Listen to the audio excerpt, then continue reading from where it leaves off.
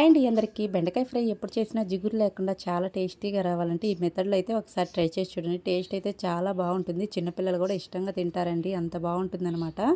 ముందుగా అయితే బెండకాయ ముక్కల్ని ఈ విధంగా ఒక 1 ఇంచు సైజు వచ్చేటట్టుగా కట్ చేసేసుకొని ఒక 10 నిమిషాల పాటు ఫ్యాన్ కింద అయితే ఆరబెట్టేసేసుకుందాము.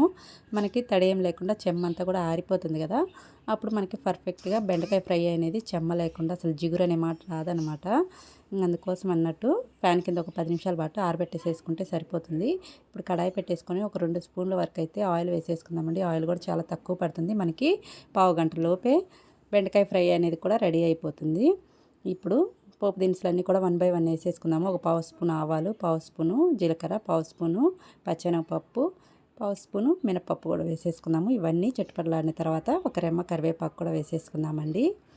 ఒక రెమ్మ కరివేపాకు వేసేసుకున్న తర్వాత ఇప్పుడు బెండకాయ ముక్కలు కూడా యాడ్ చేసేసుకుందాము. బెండకాయ ముక్కలు వేసిన తర్వాత మనం కడాయి పైన మూత పెట్టకుండా లో ఫ్లేమ్లోనే అట్లాగా 2 నిమిషాలకు ఒకసారి తిప్పుకుంటూ ఉందామండి. అస్తమానం తిప్పామంటే బెండకాయలు జిగురులాగా మెత్తగా ఇట్లా చిదిరినట్టు అయిపోతాయి కదా, ఆ విధంగా అయితే కలపకూడదు అనమాట.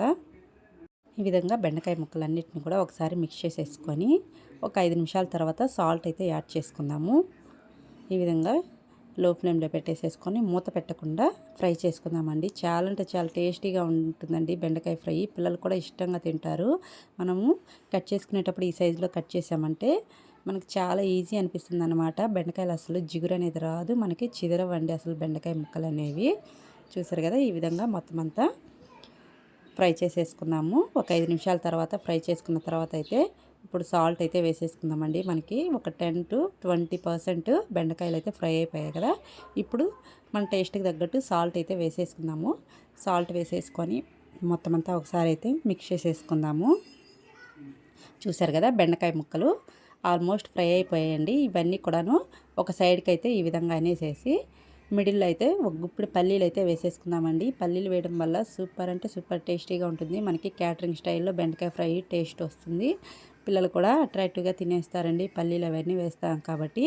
టేస్ట్ అయితే అంత బాగుంటుందన్నమాట. లో ఫ్లేమ్లోని ఈ విధంగా పల్లీని కూడా ఫ్రై చేసేసుకొని మొత్తం అన్నీ కూడాను కలిపేసుకుందామండి. ఈ విధంగా మిక్స్ చేసేసిన తర్వాత ఇంకా ఫైనల్గా అయితే కొబ్బరికారం వేసుకుందామండి. కొబ్బరికారం వేయడం వల్ల అసలు ఫ్రైలు ఏవైనా సరే, దొండకాయ ఫ్రై, బెండకాయ ఫ్రై ఏవైనా సూపర్ అంటే సూపర్ హైలైట్ అవుతుందండి టేస్ట్ అయితే. నేనైతే ఇక్కడ ఒక 2 స్పూన్ల వరకు అయితే కొబ్బరికారం అయితే యాడ్ చేసుకున్నాను. కొబ్బరికారం వేసుకున్న తర్వాత 1 నిమిషం పాటు అయితే ఫ్రై చేసుకుందాము బెండకాయల ముక్కల్ని. 1 నిమిషం పాటు ఈ విధంగా కలిపేసేసుకొని ఫ్రై చేసుకున్న తర్వాత మనమైతే చక్కగా స్టవ్ అయితే ఆఫ్ చేసేసుకొని సర్వ్ చేసుకోవచ్చండి.